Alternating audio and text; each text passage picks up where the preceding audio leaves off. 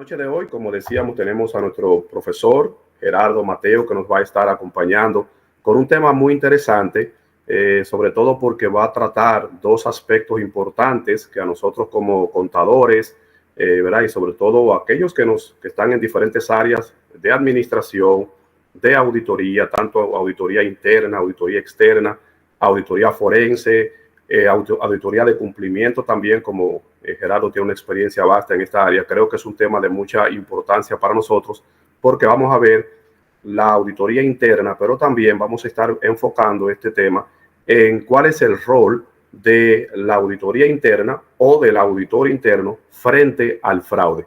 Así que, Gerardo, hermano, con esta presentación te pasamos los micrófonos y también recordándole a cada uno de ustedes que pueden escribir sus preguntas en el chat. Y también luego al final, si desean, pueden también abrir sus micrófonos y hacer las preguntas que puedan tener o levantar sus manos y le vamos a dar acceso para que usted pueda abrir su micrófono. Vamos a tener esta primera parte de unos 45 a una hora de exposición de nuestro profesor Gerardo y luego entonces unos 10 o 15 minutos de preguntas para que cada uno de nosotros podamos satisfacer cualquier duda que podamos tener al respecto. Gerardo, hermano, el escenario es tuyo. Gracias, estimado Iván. Realmente para mí es un placer, pues, estar aquí compartiendo con ustedes, pues, mis conocimientos y aprendiendo. Realmente espero que varias de las preguntas que nos pongan ahí sea un reto para seguir investigando cada día. Siegfried, si puede la siguiente presentación. Como ven, es un tema que el auditor interno frente al fraude. Vamos a empezar con una frase interesante que me encanta de una poeta chilena, Isabel Allende, que dice: el que busca la verdad corre el riesgo de encontrarla. O sea, tenemos el riesgo de encontrar la verdad si la buscamos. Seguimos, Siegfried. Realmente en esta presentación es un tema complejo, extenso, pero realmente vamos a ver cómo en una hora pues podemos tener y conocer lo que sería esa relación entre lo que sería un auditor interno y su relación con el fraude. Los objetivos que vamos a estar desarrollando principalmente es explicar de manera bien directa cuáles son esos conceptos de auditoría interna y de fraude y su relación entre ellos. Y como bien dijo Iván, pues exponer cuál es el rol del auditor interno en la gestión del riesgo de fraude. En mucho del enfoque, tal como dice ahí, el rol principalmente lo vamos a ver al final del auditor, se focaliza en la detección y la prevención, más la prevención que cualquier otra cosa. Los auditores forenses podían tener también lo que sería la etapa de investigación, pero el auditor interno clásico se debe focalizar en la detección y en la prevención del fraude.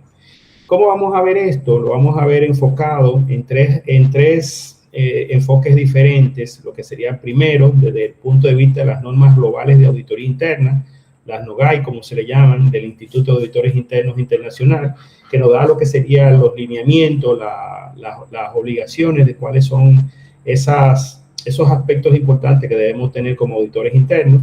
Un segundo enfoque sería los principios del marco de control interno COSO, específicamente el marco COSO 2013, recordando que el COSO, no lo puse ahí las siglas, el comité de organizaciones que patrocinaba la Comisión de Triway, que desarrolló el mejor marco o el más actualizado marco de control interno y riesgo que están usando las organizaciones hoy en día, que también se aplica a los que trabajan en el sector público en la República Dominicana. Se llama las normas básicas de auditoría, las normas básicas de control interno, las NOBASI, y también el marco COSO pues se aplica también en el sector bancario en la República Dominicana. El marco COSO es el marco de control más popular a nivel internacional.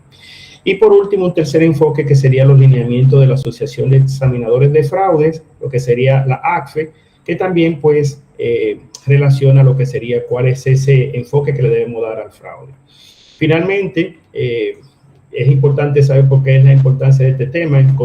Como dice el contexto actual, es que hay un aumento del riesgo de fraude significativamente en las organizaciones, por lo tanto se necesita un enfoque integral. Ahora mismo con esta guerra de aranceles que se ha desatado a raíz de la administración de Trump, pues realmente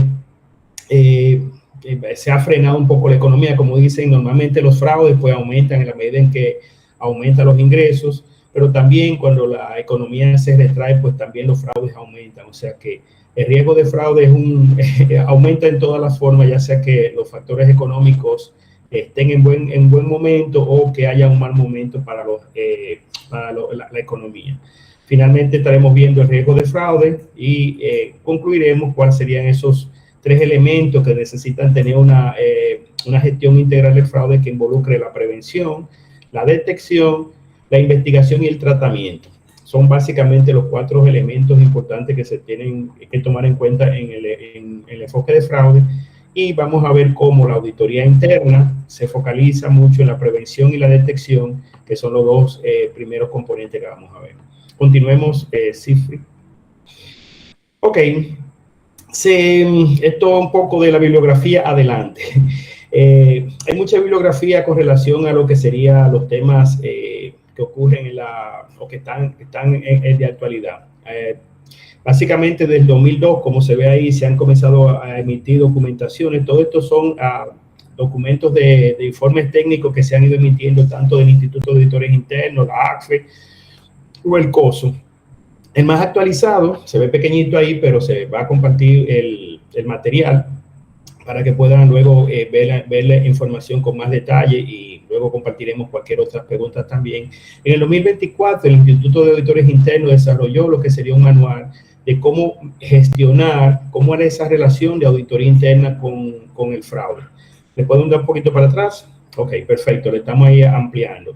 2024, ese es lo que sería esa relación, pero todo este cuadro empieza desde un 2002, y aquí vamos ahora a ver todo lo que sería, por eso queremos una vista panorámica general, luego vamos a ir entrando en cada una de ellas. Desde el 2002 empezamos con lo que serían los trabajos de aseguramiento. En el 2008, que es el gráfico que está debajo, pues el Instituto de Auditores Internos se unió a la ACFE y a la Asociación de Contadores de Estados Unidos y desarrollado una guía de cómo gestionar el riesgo de fraude. En 2009, el instituto desarrolla una metodología de cómo gestionar los fraudes. 2015, se emite un documento que está en Internet. Casi toda esta documentación se puede conseguir con facilidad en Internet. El Instituto de Auditores Internos en el 2015 de España emite lo que sería un documento de cómo gestionar el riesgo de fraude. En el 2016, arriba, la ACFE desarrolla lo que sería una guía de cómo gestionar el riesgo de fraude, que luego actualizó en el 2020. En el 2022, el Instituto de Auditores Internos desarrolla lo que sería su manual de gestión de riesgo de fraude.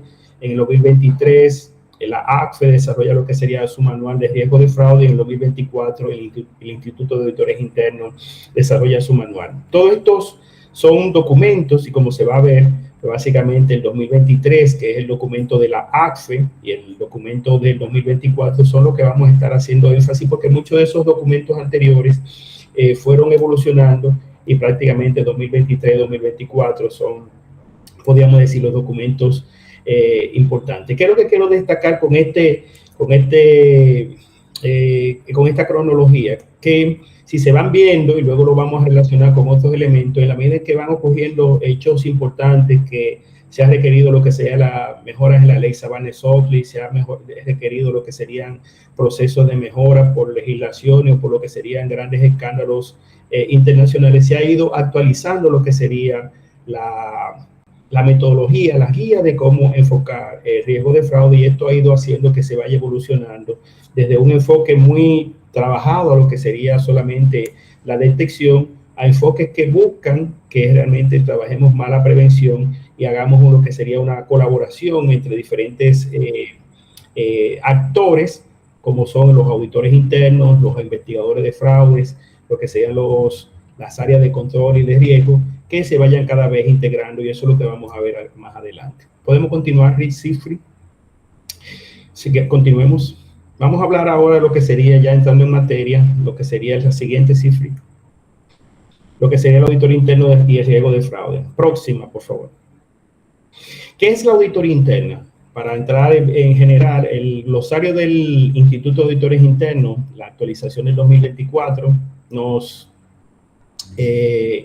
nos indica que la auditoría interna es una actividad independiente y objetiva de aseguramiento y asesoramiento. Es un cambio que se le hizo a la normativa, diseñada para añadir valor a las operaciones de una organización.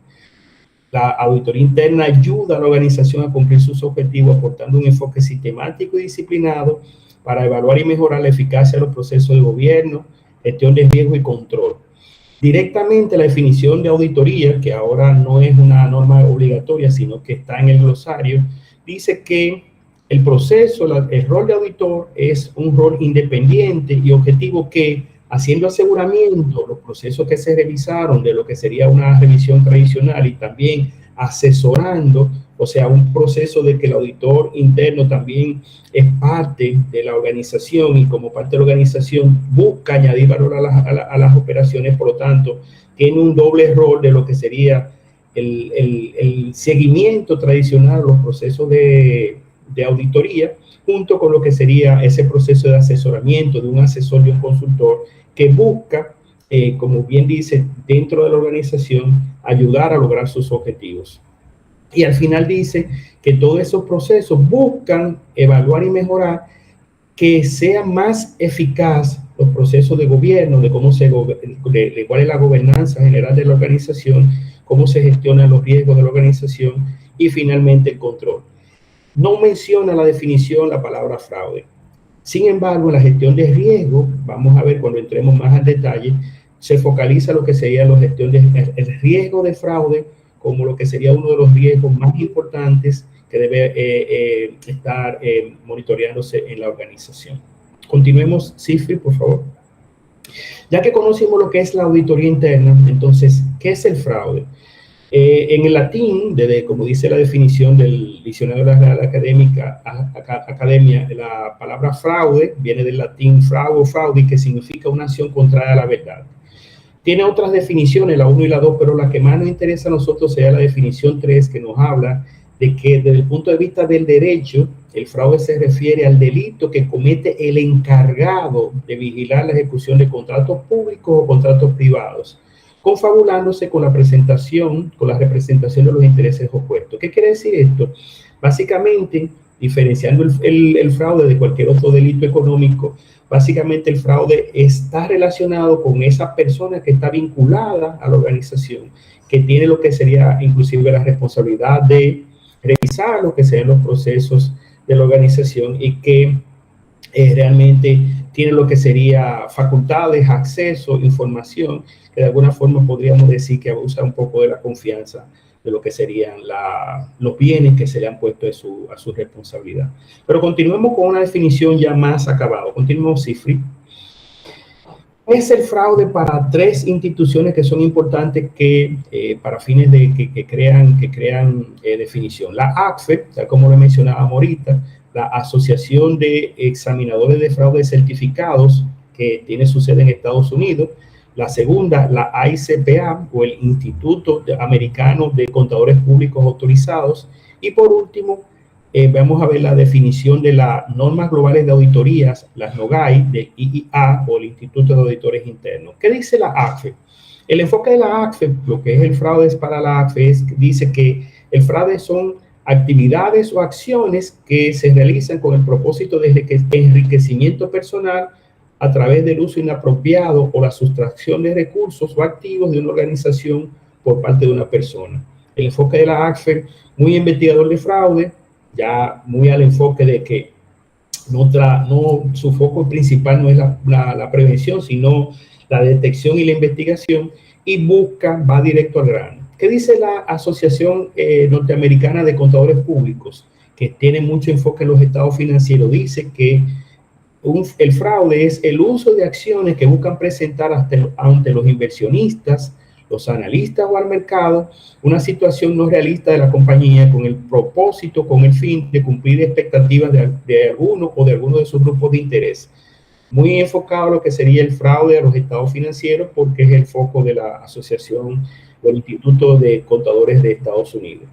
Pero ¿qué dice las normas globales de auditoría, que es el enfoque que vamos a estar comparando? Dice que el fraude, y es la más completa como se va a ver ahora, es cualquier acto intencional. La intencionalidad es fundamental porque no es un accidente, no es un hecho aislado, es cualquier acto intencional caracterizado por engaño, ocultamiento, falta de honradez, apropiación indebida de activos o información, o falsificación o violación de confianza perpetrado por individuos y organizaciones con el fin de asegurarse ventajas injustas o ilegales en beneficio propio o del negocio. Antes de entrar las normas del 2024, que son las más recientes, hablaba de que las normas que el fraude era muy enfocado a lo que sería actividades ilegales. Sin embargo, esta definición ahora dice, bueno, el fraude puede existir cosas que no están previstas en la ley, pero que realmente se utiliza, y tal como dice ahí, el engaño, la ocultación, la falta de honradez, con el propósito de buscar ventajas injustas, inclusive que pudieran ser ventajas que no sean solamente ventajas económicas, sino ventajas de reconocimiento, ventajas como lo que fuera reconocido un empleado como el empleado del año o el vendedor del año, basado en lo que serían ventas ficticias. Eso también se considera que es una operación fraudulenta. Sigamos entonces, Cifri. Importante. La teoría clásica nos habla de que para que exista fraude se debe dar el triángulo del fraude, o sea, se deben ocurrir simultáneamente tres elementos que son que haya un motivo, una racionalización o una justificación y una oportunidad percibida. Tradicionalmente, atacamos lo que evaluamos la prevención o la detección del fraude, o de alguna forma decimos, bueno, para que no ocurra el fraude, basado en esta teoría del triángulo del fraude, lo ideal es eliminar una de las tres aristas, de las tres esquinas del triángulo, y de esa forma, pues realmente eliminamos lo que sería la posibilidad de fraude, porque la teoría dice que tienen que darse los tres elementos para que ocurra el fraude. Tradicionalmente, ¿qué es lo que se trabaja? La arista verde, que habla de la oportunidad. Reducimos la oportunidad como creando controles internos. Sin embargo, otros elementos es reducir lo que sería racionalización, la actitud. Entiéndase que se reduzca lo que sería controles basados en lo que sería, como llaman, controles suaves o soft control, que vayan dirigidos a lo que serían temas como la ética y la integridad de la gente, que también son controles que ayudan en la parte del control y la prevención del fraude. Y también, por último, también trabajarse lo que sería el motivo. En otras palabras, aunque eliminando un solo elemento podría eliminar el riesgo de fraude, lo ideal es que trabajemos conjunta cada uno de los tres elementos. Continuemos, Cifri, con la siguiente. Esto fue Donald Crazy, fue el que diseñó este modelo. Veamos la siguiente. Y aquí, cuando decimos cómo eliminar esos elementos, pues eliminando lo que sería esas causas, por ejemplo, las que van a la oportunidad, que sería la ausencia de inefectividad de controles, de eficiencia de la capacidad de supervisión. Todos esos elementos, programas y políticas y procedimientos, son elementos que van a reducir la oportunidad, pero también podemos reducir la necesidad para que la gente en las organizaciones cometa fraude, como sería mejorar o asegurarnos de que no existan déficit financiero, verificar lo que serían personas que tienen estilos muy costosos de manejar su estilo de vida, o que tienen dificultades para aumentar el crédito o la avaricia. Son elementos que destacan la necesidad de lo que sería esa lista del fraude. Y por último, la justificación, que sería el tercer elemento para conocer el fraude, que busca considerar comportamientos ilegales como aceptables, ausencia de valores éticos o un pobre mensaje de la dirección desde arriba, de la alta gerencia, de lo que está bien o no está mal. Esos son elementos que simultáneamente pueden trabajar lo que sería mejorar la prevención de lo que sería el fraude de las organizaciones. Continuemos. Pero ya entremos en materia. Vamos a ver lo que sería, qué dicen las normas del Instituto de Auditores Internos que deberíamos nosotros como auditores internos desarrollar, o los auditores internos que lo estén en ejercicio. Luego veremos los principios del marco COSO y por último los lineamientos de la ACFE con el COSO de cómo se deberían enfocar esos elementos del control interno. Vamos a ver varias slides bien rápido porque solamente quiero hacerles referencia. Siguiente, Cifri. Vamos a enfocarlo en estos 3 documentos que son parte de lo que mencionábamos ahorita: las normas globales de auditoría, las NOGAI del 2024, el informe COSO del 2013 y lo que sería, por último, el informe COSO-ACFE, la Asociación de Fraudes, de Examinadores de Fraudes Certificados, que hizo su informe en el 2023. Esos son los 3 elementos que vamos a enfocar. Siguiente, Siegfried. Entonces, focalicemos las NOGAI, las normas globales de auditoría interna. ¿Qué nos dicen las normas? Siguiente, Siegfried. Las normas evolucionaron, como bien vimos ahorita, se actualizaron en el 2024, que es el último gráfico, y entraron en vigencia en este año 2025. Sigamos, Siegfried. Las normas se considera que se crearon 5 dominios, 15 principios, 52 normas, que esas normas están establecidas como requisitos, consideraciones para cada una de las normas y cómo deben implementarse o lo que serían procedimientos de su implementación, y por último la evidencia de conformidad. En otro entrenamiento hablamos de las normas, que es esta parte que está viendo aquí, cómo se estructuran las 5 componentes de las normas. El primer componente habla de los propósitos de la auditoría interna. El segundo componente, el primer componente, como lo vemos ahí, está en mamey. El segundo componente, en azul cielo, nos habla de lo que sería la ética y el profesionalismo. El tercer componente, en verde claro, nos habla del gobierno, de cómo se gobierna la función de auditoría interna. Y luego los componentes 4 y 5 nos habla de cómo se gestiona y cómo se desempeñan los servicios de auditoría interna. Y ahí, en esas normas, en esos principios, es que vamos a encontrar lo que serían los principios relacionados con las normas relacionadas con el tema de auditoría y la gestión de riesgo. Continuemos, Siegfried. Ahí, de las normas viejas, también hay unas declaraciones de posición que se mantienen y siguen siendo útiles, específicamente un modelo, el modelo a 3 líneas del Instituto de Auditores Internos, que se emitió en julio del 2020, pero ese también lo vamos a mencionar de manera muy general. Sí, continuemos, Siegfried. Continuemos, que eso, ahí viene, siga. Esos son esos documentos que hablan del modelo a 3 líneas, y el modelo a 3 líneas dice, finalmente, que lo vamos a resumir de manera rápida, que auditoría interna es el rol de la tercera línea de defensa. Continuemos la siguiente, Siegfried. Y la siguiente. Este es el modelo de las 3 líneas que dice que auditoría como tercera línea es un órgano que informa a la organización. Por lo tanto, los roles relacionados con la detección de riesgo de fraude y los procesos de riesgo deben estar en la primera y la segunda línea, y auditoría debe estar evaluando, haciendo aseguramiento como rol de tercera línea, que también eso aplica en los temas de riesgo de fraude, que lo vamos a ver más adelante. Continuemos, Siegfried. En definitiva, estos modelos buscan que tengamos controles preventivos en la primera línea, que reduzcan todos esos riesgos de fraude, desperdicio o abuso. Una segunda línea de defensa, como también se le llamaba, que vaya reduciendo y sirva como controles detectivos.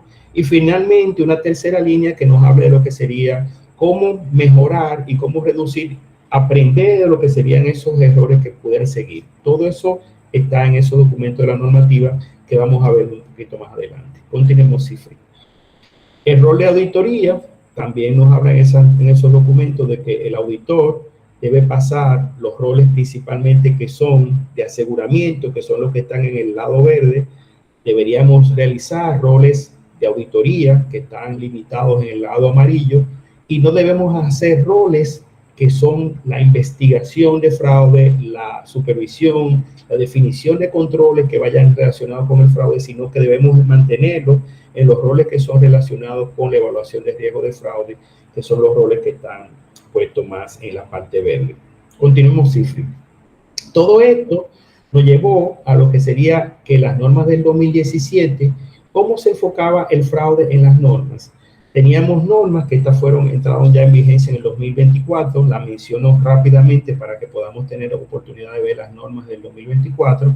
Nos dice que decían las normas: Primero decía las normas 1200 que el auditor debería tener, cuidarse de lo que sería mantener una aptitud con P, o sea, una actitud relacionada que tenga entrenamientos, competencias y un debido cuidado profesional, y eso lo debe cumplir en los trabajos de auditoría relacionados con lo que serían todos los trabajos que va diciendo, que tenía relacionado. Y se desarrollaba una norma, la 1210 A2, que decía: los auditores internos deben tener conocimiento para evaluar el riesgo de fraude. Ahí comenzaba la normativa a poner la obligación de qué relación tenemos nosotros con los auditores internos como con la parte de lo que sería el fraude. ¿Qué nos obligaba la norma? Que nos sigue obligando ahora con otras palabras, nos dice que debíamos tener conocimiento suficiente para evaluar el riesgo de fraude. Sin embargo, las normas decían más adelante, y la forma en cómo la organización gestiona ese riesgo de fraude, pero no se esperaba que nosotros, los auditores internos, tuviésemos conocimientos similares a los de aquellas personas cuya responsabilidad principal es la detección e investigación de fraude. Entonces, la norma 1200, si ustedes se fijan, separa lo que sería la prevención, la gestión del fraude, y lo separaba de la detección y la investigación de fraude, poniendo lo que sería el auditor interno muy lejano de lo que sería la investigación y la detección. ¿Qué significa ahora? Lo vamos a ver cuando comparemos las normas nuevas, cómo se ha ido el Instituto de Auditores Internos, ha ido gestionando, agregando roles adicionales a que el auditor realmente trabaje más la detección y la investigación. No tanto lo que sería la parte exclusivamente ya de representar la organización como auditor forense fuera de lo que sean los tribunales, pero realmente que sea ese insumo que trabaje en la detección, porque el auditor interno, con la frecuencia que utiliza los trabajos y que realiza el trabajo de auditoría, pues puede hacer mucho aporte en la organización utilizando lo que sería mucho trabajo de prevención y de detección e iniciando las investigaciones, pero hasta el punto en que identifique que realmente hay un fraude real, para que luego un especialista, un auditor forense o un auditor interno forense que tenga la formación, pues realmente complete el proceso de investigación. En eso se focalizaba la norma 1200 o la 1200. La 21 de desempeño decía que la actividad de auditoría interna debe evaluar la eficacia y contribuir con la mejora de los procesos de gestión de riesgo. Sin embargo, el enfoque que dice la 2120A2 decía que la auditoría interna debe evaluar la posibilidad de ocurrencia de fraude, con el enfoque a la prevención y cómo la organización gestiona ese riesgo de fraude. Y por último, la norma 2210 pues nos hablaba de los objetivos del trabajo, que decía: cuando definamos objetivos del trabajo, la 2210 A2 nos hablaba que debemos considerar la probabilidad de errores, fraudes, incumplimientos y otras exposiciones significativas. En otras palabras, debemos tener lo que sería, y en la parte de la planeación, hacer lo que sería evaluar la posibilidad y tomar en cuenta lo que sea la probabilidad de riesgo de fraude en la auditoría. Estas normas, el IPPF o el Marco para la Práctica Profesional de Auditoría Interna, fueron vigentes hasta el 2025. Este año entraron en vigencia las nuevas normas, que son las que vamos a estar viendo a continuación. Sigamos, por favor, Siegfried. ¿Qué dicen las nuevas normas actualizadas? Primero, la norma cambió la estructura, como les mencioné ahorita. La norma 3.1 nos habla de la competencia. Ahorita hablaba de competencia y debido cuidado profesional. Ahora las normas lo separan en dos normas separadas. La norma 3.1, competencia, la 4.2, debido cuidado profesional. Y en esas dos normas nos dice ahora cuál es el rol. ¿Qué dice? Los auditores internos deben, cuando usa la palabra deben, nos dice que es obligatorio, es un requisito que debe cumplirse siempre. Deben reunir y obtener las competencias para cumplir sus responsabilidades de forma exitosa. Los auditores debemos tener las competencias, debemos tener las aptitudes, los entrenamientos, y aquí dice, esa competencia incluye conocimientos, aptitudes y habilidades que sean apropiadas para su puesto de trabajo. Si el auditor tiene la responsabilidad de la prevención y la detección de fraude, debe tener el entrenamiento en investigación de fraude, en auditoría forense, en el foco que necesite, porque así ya lo están focalizando las normas. ¿Y qué dice la misma norma 3.1 de competencia? Que al momento de implementar esa norma, los auditores internos deberían, la palabra deberían es un poquito menos fuerte que deben, en la parte de la normativa, deberían desarrollar competencias relacionadas con riesgos generalizados, incluyendo el riesgo de fraude. Por lo tanto, nos está llevando a que antes lo separaba y decía que no lo debíamos tener, ahora nos dicen que sí lo deberíamos tener, y realmente es ese acercamiento que se está haciendo en la norma, y el instituto cada vez nos está poniendo un poquito más de obligación en lo que sería la parte de evaluar, gestionar el riesgo de fraude desde el punto de vista de cómo lo enfoca la organización. La norma 4.2 nos habla del debido cuidado profesional, y ese debido cuidado profesional es un concepto novedoso en las normas, que se habla de lo que sería que, y dice, los auditores internos deben aplicar el debido cuidado profesional al evaluar la naturaleza, las circunstancias y requisitos de los servicios que proporcionan, incluyendo la probabilidad de que ocurran errores significativos, de que ocurran fraudes, incumplimientos y otros riesgos que pudieran afectar los objetivos, operaciones y recursos. O sea, que debemos poner todo el profesionalismo, todo lo que sería el expertise técnico para desarrollar y evaluar lo que serían esos riesgos que pueden significativamente dañar la organización. Ejemplo de evidencias: ¿cómo evidenciamos que hemos realizado un debido cuidado profesional focalizado a los temas de fraude? Con las anotaciones que muestran las evaluaciones de los riesgos, incluyendo errores, incumplimientos y fraudes que existan en nuestro proceso que estamos revisando. Continuemos lo que sean las siguientes normas. Esas son las dos más importantes. Luego la norma 9.4 nos habla del plan de auditoría interna. Nos dice la norma en el 9.4, el director ejecutivo de auditoría, que es lo que significa el DAI, director de auditoría interna, debe desarrollar un plan de auditoría que apoye el logro de los objetivos de la organización. Y ese plan, sigue más adelante, en otro lado de la norma, debe, obligatorio, considerar la cobertura del gobierno de tecnología de información, el riesgo de fraude, la eficacia de los programas de cumplimiento y la ética de la organización y otras áreas que afectan al riesgo.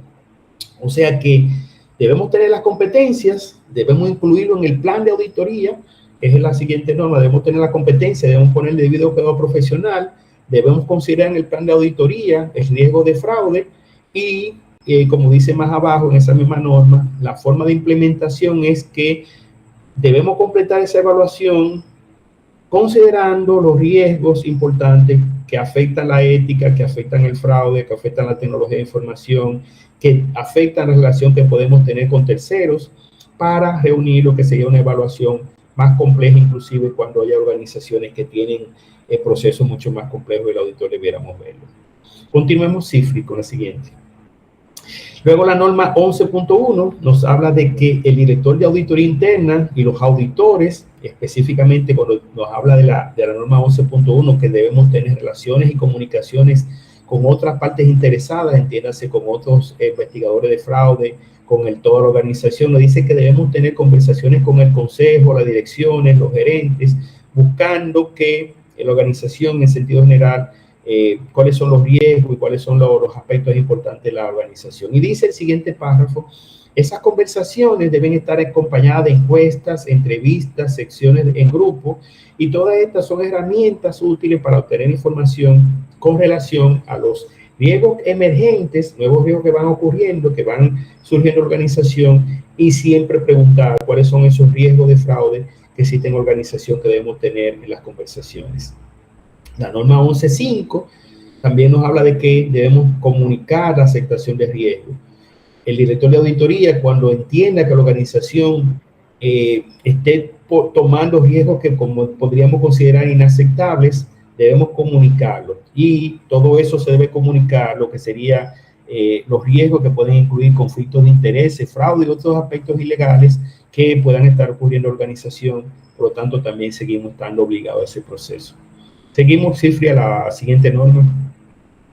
La norma 13.2 nos habla de la evaluación del trabajo. Cuando tenemos evaluar del trabajo, también debemos tomar en cuenta el riesgo de fraude en nuestras evaluaciones.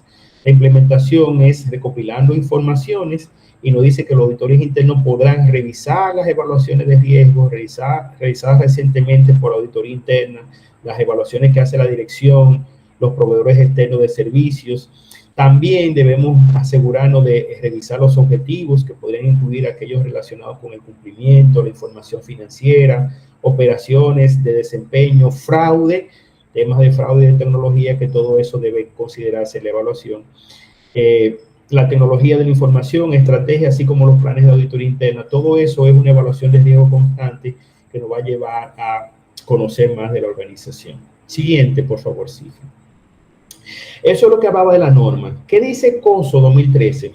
Vamos rápido también con COSO. COSO es un marco, sigamos Cifri, es un marco que ha ido evolucionando desde el 92, 2013, tenemos un COSO ERM 2017, pero el COSO ERM 2017 no se ha implementado en su totalidad. El COSO más implementado es el COSO 2013. Vamos a continuar focalizándonos en el marco COSO 2013. Marco COSO 2013, 5 componentes, 17 principios, 78 puntos de enfoque. Dentro de los principios, enfoque del entorno de control, y ahí está el cubo COSO, empieza con el entorno de control en la parte amarilla. Evaluación de riesgo, cuando estemos evaluando riesgo, y ahí vienen lo que sean los principios interesantes en el modelo COSO. Principios 6, 7, 8 y 9, que tienen que ver con el entorno de riesgo. Normalmente, ¿qué es una evaluación de riesgo? Es evaluar lo que serían todos los procesos de riesgo que tiene la organización, incluyendo los riesgos de fraude, tal como dice ahí en el principio número 6, 7 y 8. El 6, especificar los objetivos relevantes, hacia dónde va la organización, cuáles son sus propósitos, cuáles son sus objetivos. Principio 7, identifica y analiza los riesgos que existen en la organización. Principio 8, se evalúa el riesgo de fraude como un riesgo especial que debe verse en la organización, que debe hacerse énfasis dentro de esa evaluación de riesgo. Y principio 9, identifica los cambios importantes que existen en la organización que pudieran afectar lo que sean los controles que pudieran generar fraude. Luego sigue el proceso del modelo COSO, del siguiente componente. Sobre esa base de evaluación de riesgo se definen actividades de control, que son los principios 10, 11, 12 y 13. Luego sigue el proceso de tener sistemas de información que comunique interna y externamente lo que serían los riesgos que tiene la organización y los controles que se están poniendo. Y por último, el componente quinto de los principios de COSO 2013, que nos habla de la supervisión del sistema, ese monitoreo constante que debe hacer lo que sea organización. ¿Qué nos dice COSO? Para entrar, sin entrar en detalle, el control es de toda la organización. Todos debemos preocuparnos en lo que sería el cumplimiento de esos 5 componentes, de esos 17 principios. Pero ¿cómo se logra eso? Se logra con las 3 líneas de defensa que mencionábamos adelante y el rol del auditor, principalmente los componentes del componente 5, los principios 16 y 17, realizar evaluaciones continuas e independientes al proceso de control y de riesgo de fraude, y evaluar y comunicar cualquier deficiencia que encuentre en el modelo. El modelo COSO nos manda en los principios 7 y 8, como vamos a ver más adelante, sigue Cifri, que ya ustedes van a tener lo que sería ya esos puntos de enfoque de cómo se ven los modelos. La siguiente slide. Como ven ahí, los principios que hablaba del 7 y el 8, identifica los riesgos y el riesgo de fraude. ¿Cómo se identifica ese riesgo de fraude? Y ahí nos habla de componentes, cómo hacer esa evaluación. El principio 7, ahí tenemos lo que serían 7 puntos de enfoque, incluyendo la entidad, las subsidiarias. Vamos a evaluar los riesgos, analizando los factores internos y externos. Vamos cómo evaluar esos riesgos. También el punto 3, involucrar los niveles adecuados de la administración. Punto 4, estimar la importancia de los riesgos significativos. Punto 5, determinar cómo responder a esos riesgos. Y luego viene el principio de evaluar riesgo de fraude, considerar los valores y el tipo de fraude, considerar cómo realmente los incentivos y las presiones que mencionamos, los 3, el triángulo de fraude que mencionamos ahorita, y cómo evaluar las actitudes y la racionalización, que son esos otros elementos del proceso de fraude. Ya los otros componentes los mencionamos ahorita en resumen. Sigamos Cifri, lo que serían los siguientes para seguir al siguiente componente. Entonces ya ahí sería el cubo COSO, que toda esa normativa nos va a decir cómo completar ese proceso desde el punto de vista COSO. Sigamos, Cifri. Por último, el último enfoque que decíamos, pues el enfoque del informe COSO-ACFE que se emitió en el 2023, que nos da una guía de cómo gestionar el riesgo de fraude. Esa guía, que es la que vamos a ver a continuación, nos menciona que para gestionar ese riesgo de fraude debemos hacer estos 5 pasos, y es parte de lo que está en la guía, que se pueden conseguir en detalle estudiándola.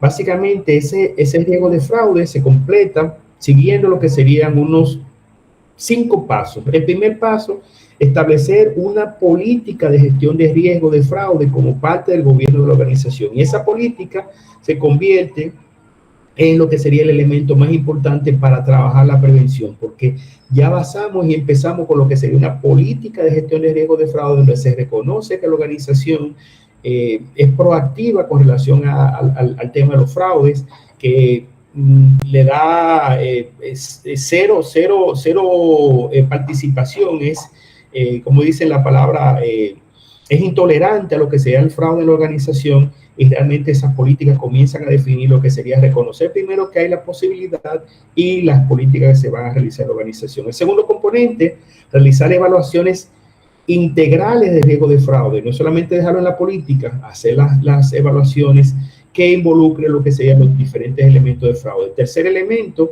seleccionar, desarrollar y desplegar actividades de prevención y de detección del fraude, que ahí participa toda la organización. Entonces, ese tercer elemento, que viene de una política, que se ha realizado evaluaciones, se ha identificado cuáles son los fraudes que tradicionalmente está expuesto a la organización.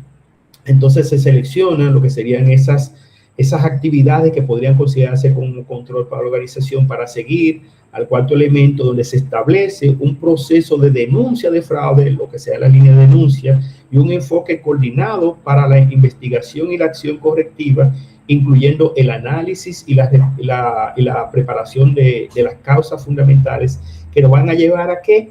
Al quinto elemento para gestionar el proceso de riesgo de fraude, que va a mantener de supervisar el proceso de gestión de riesgo de fraude, informando los resultados y mejorando el proceso.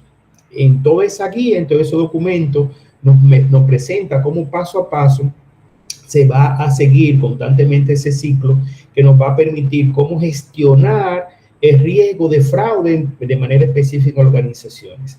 Muchas organizaciones dicen, no, yo tengo riesgo, pero nunca riesgo de fraude. Sí, se dice las estadísticas que el fraude como un témpano de hielo, un iceberg, como se conoce en inglés, donde realmente casi siempre es más lo que existe, que no se ve, que lo que se ve y se identifica en la organización.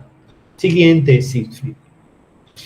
Por último, ya como dijimos, vimos el enfoque de las normas, cómo nos comprometemos como auditores, cómo el modelo COSO 2013 identifica que el riesgo de fraude es un elemento importante en el proceso de control y gestión de riesgo.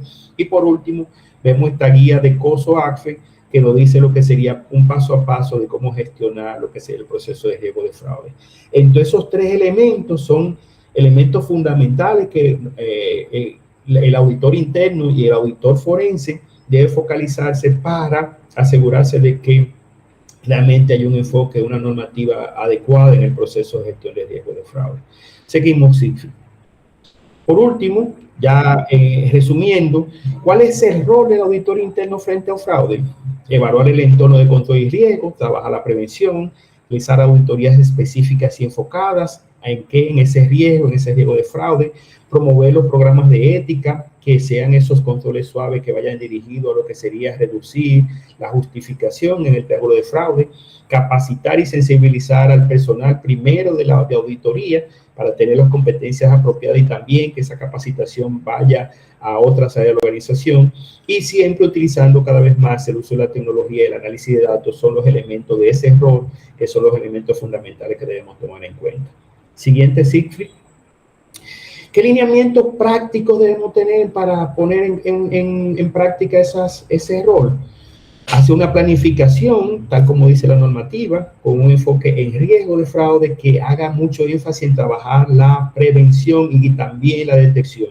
La prevención son los controles internos, la detección son esa revisión constante que vamos a hacer como auditores, que vamos a definir pruebas que nos permitan trabajar lo que sea la detección. Siguiente, identificar señales de alerta, banderas rojas, temas que son indicios de fraude o lo que sería de posibles fraudes que pueden estar en la organización. Hacer la investigación y la documentación adecuada de los procesos que estamos viendo, sin dañar la información. Si no tenemos la preparación de auditoría forense, buscar los auditores forenses que sean los apropiados después que se detecte el fraude para que hagan la investigación completa, comunicar efectivamente los hallazgos y dar seguimiento a las acciones correctivas para que se convierta ese ciclo de mejoramiento continuo que existe en la organización. Por último, Cifri, conclusiones. Por lo visto, la auditoría interna debe ser proactiva, debe estar basada en riesgo. El basado en riesgo incluye los riesgos de fraude, que es un riesgo muy importante, tal como lo dice el modelo POSO. El riesgo de fraude debe focalizarse para el auditor en la prevención y la detección. La investigación, si tenemos los elementos fundamentales, pues podemos desarrollarlos. Si no, son elementos que corresponden a un auditor financiero, un auditor forense o un auditor externo de la organización. Desarrollar continuamente la cultura ética, como dice, es fundamental para trabajar en la prevención del fraude, porque va dirigido a lo que serían esos controles suaves que necesita la organización. Mejorar la colaboración multidisciplinaria en la auditoría y en toda la organización. Y finalmente, una actualización constante en técnica innovativa, pues es clave para el auditor interno frente al fraude. Finalmente, Siegfried, luego de estas conclusiones, pues escuchemos cuáles son las preguntas que tenemos para cada uno de ustedes o que tenemos para responder. Excelente, excelente. Gracias, maestro Gerardo, por tan extraordinario tema y la forma como lo ha presentado. Tenemos algunas preguntas, tenemos una aquí en el chat y también motivamos a los que tienen sus preguntas que no la han escrito en el chat, que la puedan hacer, y quizás los que deseen hacerla de manera abierta, pueden levantar su manita y el equipo técnico le va a habilitar el micrófono. Tenemos una de la licenciada Erika Virginia. Ella pregunta, ¿qué límites deben establecerse para que el auditor interno, cuando actúa como asesor, no comprometa su independencia y su objetividad y pueda cumplir con las responsabilidades? Muy buena pregunta. Excelente, sí, muy buena pregunta de Erika. A veces, como yo digo, la línea invisible entre lo que sería ese doble rol que tenemos como auditores internos de dar aseguramiento y dar asesoría. Y realmente el gráfico que mencioné ahorita, yo le llamo el abanico, el abanico del rol del auditor, es siempre, junto con el modelo a 3 líneas, eso nos ayuda a identificar todo lo que es operativo. Un asesor te dice cómo hacerlo, te da las recomendaciones, te da lo que sería las sugerencias, pero no debemos hacerlo. Entonces, no llegar a la operación, eso nos va a garantizar manejarnos independencia y la objetividad, porque siempre estaremos con la posibilidad de realmente poder cruzar esa línea de lo que sería meternos en lo que sea la operatividad. Creo que Erika está levantando la mano, que parece que quiere... sí, Erika, si quiere que se ampliara la pregunta o... Claro, sí. Puede abrir su micrófono. Sí, buenas noches a todos. Es que yo hacía esta pregunta porque, bueno, mi experiencia es en las instituciones gubernamentales. Entonces, a veces nos encontramos con el escenario de que, digamos, la administración le pide, digamos, elaborar un documento normativo donde se establecen los controles clave de algunas actividades y le pide asesoramiento al auditor interno, pero ese asesoramiento a veces se cruza una línea, no es solo asesorar, sino elaborarme este documento. Entonces, ¿cuál es la posición que debe tener el auditor interno cuando la administración le pide este tipo que más que todo para mí no es un asesoramiento, ya como que ya cruza una línea del asesoramiento, ya pasa a elaborar un documento donde establecen los controles claves que después el auditor interno también en su evaluación de riesgo, él mismo lo va a evaluar. Entonces, allí Sí, excelente. Erika, ese mismo tema pues lo hemos tenido en otras ocasiones, es parte de nuestra experiencia. El mismo instituto de auditoría. Perdón, Gerardo, quizás también para entrar en contexto, sí. Erika creo que es de Nicaragua, ¿verdad, Erika? Por el acento ahí. Sí, de Nicaragua. Sí, de Nicaragua. Excelente, sí.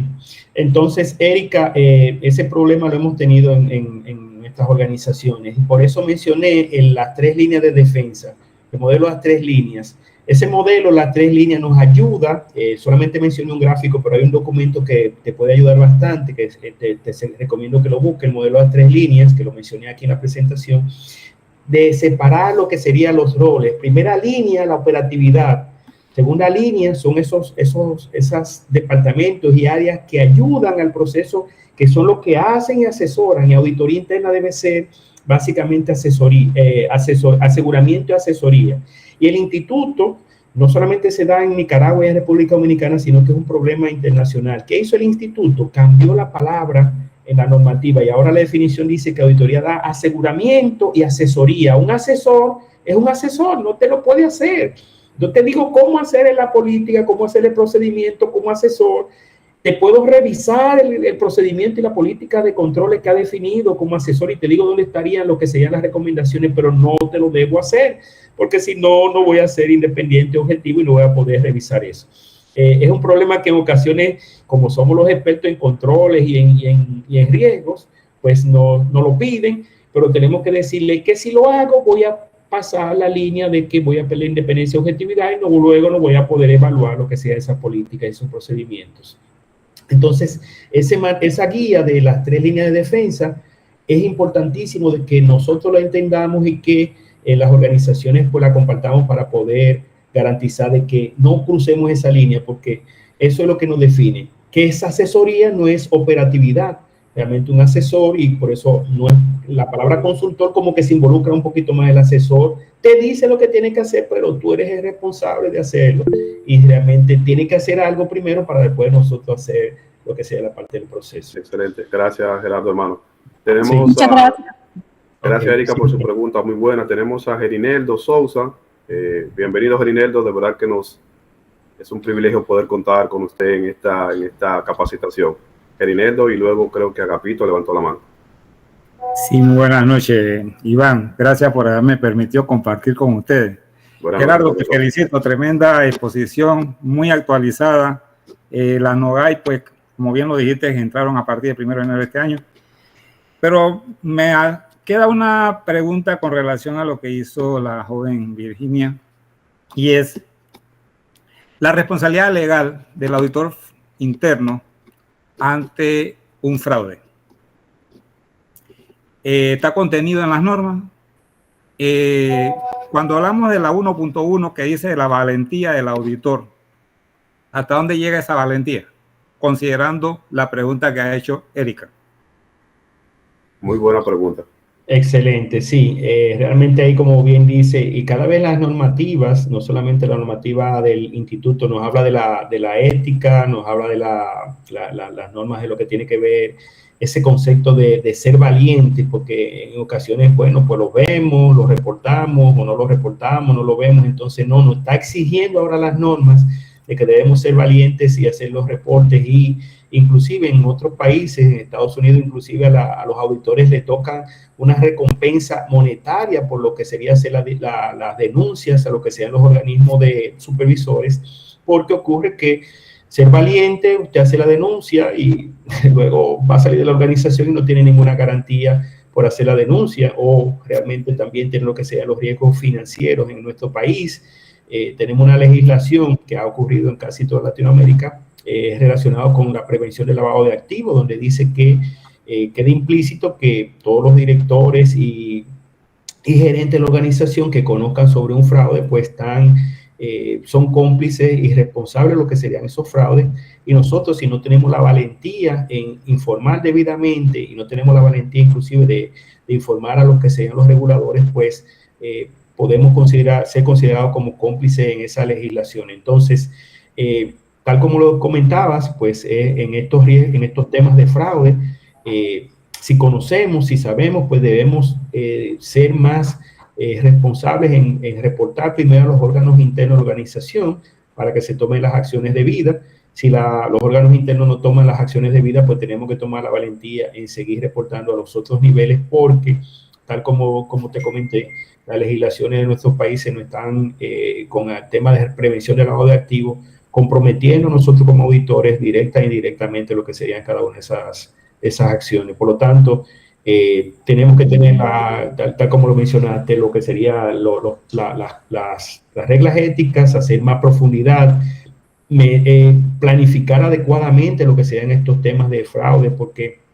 mientras sean fraudes como menciona la ACFE, los fraudes de última línea, que son los muchos fraudecitos de poco monto, pero cuando son fraudes importantes, que son los pocos al alto nivel de la organización, esos son los fraudes que debemos meter en nuestra planificación y que debemos realmente preocuparnos o ocuparnos para realmente asegurarnos de que la organización también cree controles, cree prevención en lo que serían esos procesos.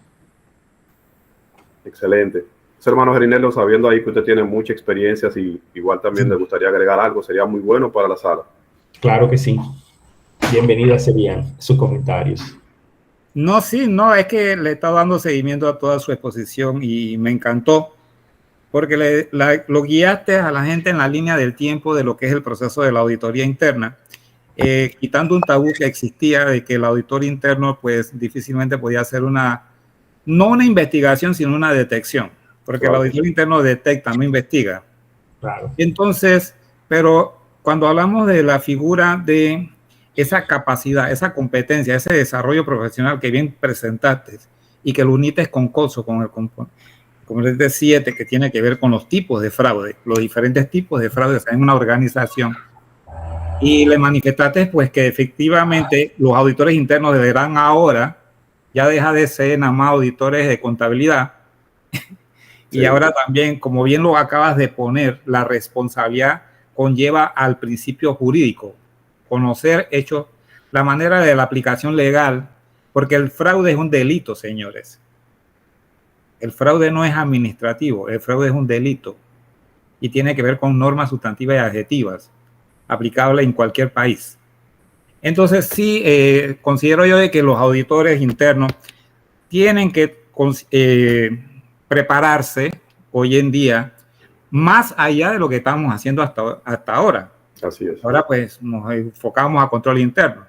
El problema es que la auditoría forense no solamente, en un principio la auditoría forense dice, no es el control interno el único para determinar un hecho de esta naturaleza, tipo un hecho delictivo, un delito económico. Entonces sí, considero que todo lo que acabas de exponer pues está al alcance de los conocimientos que debemos tener nosotros los profesionales de la auditoría interna.